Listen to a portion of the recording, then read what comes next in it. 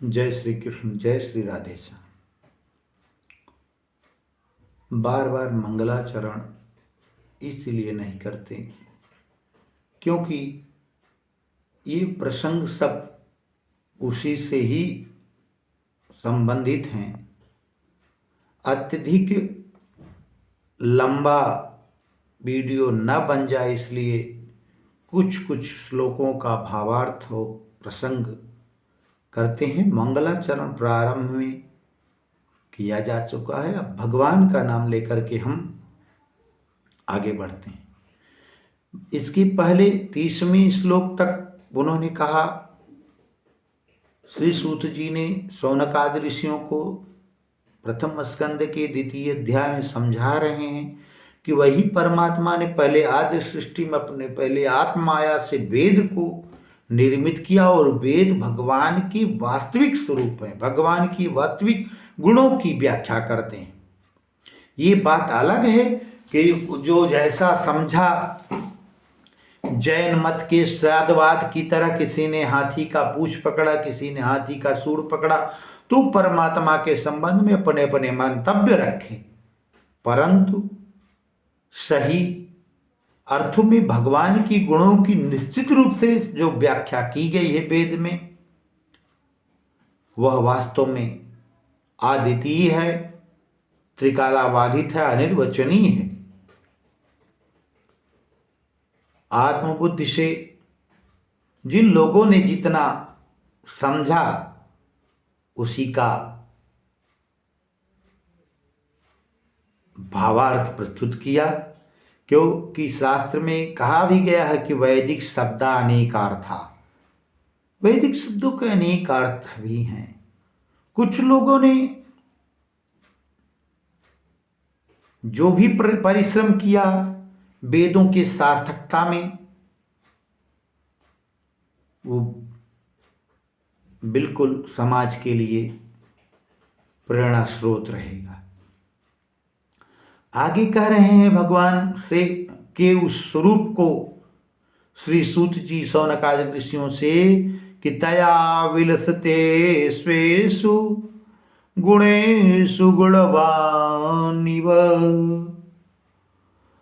तया विलसते स्वेषु गुणेषु गुणवानिव, अन्तः प्रविष्ट आभाति विज्ञानेन विजिम्भृता, विज्ञानेन विजिम्भृतः। तया भगवान के द्वारा विलसिते स्वेषु तेषु विलसितम, उनमें युक्त,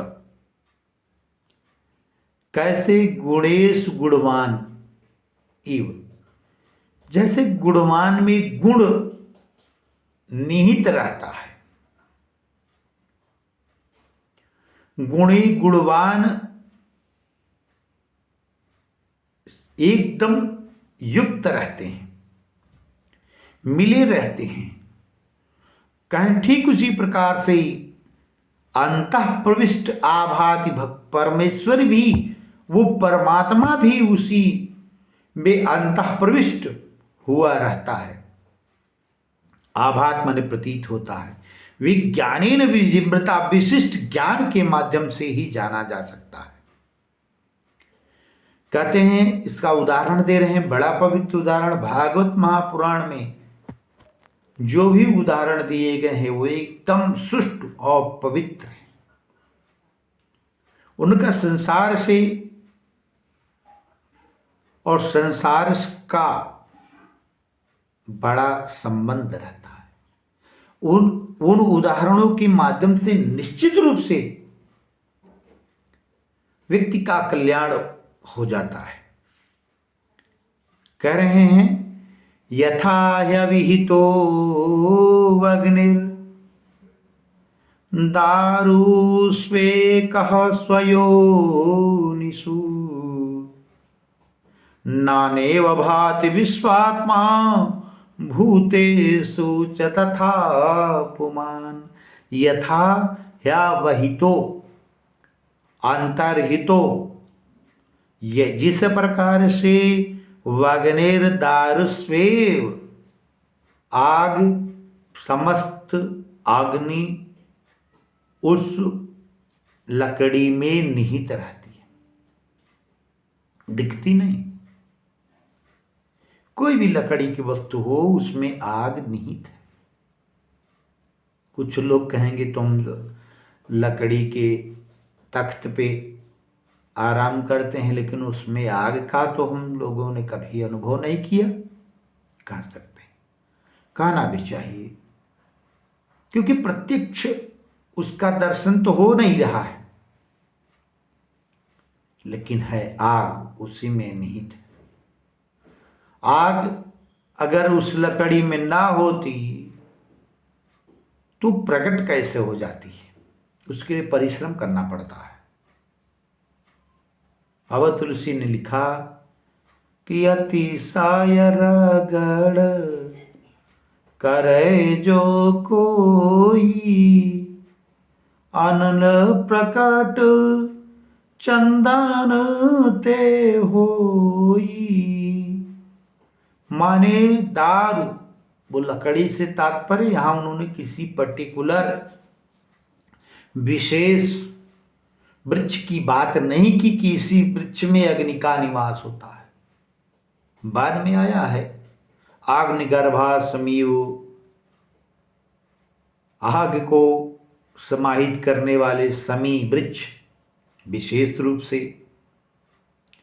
लेकिन यहां आया है कि दारू में, लकड़ी में जिस प्रकार अग्नि का निवास रहता है, ठीक उसी प्रकार से नानेव भात विश्वात्मा, वो विश्वात्मा प्रभु नानेव माने अनेकानेक रूपों में, भूतेषु प्राणिषु प्राणी मात्रेषु, समस्त प्राणियों में तथा पुमान और व्यक्तियों में वह समाहित रहता है, निश्चित रूप से समाहित रहता है। जब जानने वाला होगा तो जान जाएगा। और बाबा तुलसी ने यह भी कहा कि सोई जानहि जिहि देउ जनाई, और जानई तुमहि होई जाहि। जब उस अग्नि से युक्त लकड़ी जलने लगती तब ज्ञान हो जाता, तब फिर बचता नहीं कुछ, तो फिर अग्नि के समान हो जाता।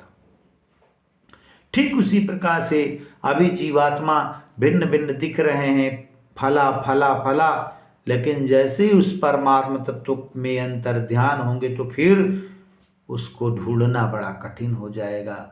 जैसे बूधता विलय है जाए विवश विचारी की, एक बूंद समुद्र में मिला दीजिए, बूंद समानी समद में शोकत हेरी जाए। ठीक उसी प्रकार से उस अग्नि का समस्त दारू लकड़ियों में होना, ठीक उसी प्रकार जैसे परमात्मा का प्रत्येक मानव में होना, जीव मात्र में होना पाया जाता है। इस प्रसंग में इतना ही। आगे के प्रसंगों को लेकर पुनः उपस्थित होंगे। तब तक के लिए जय श्री कृष्ण, जय श्री राधे श्याम।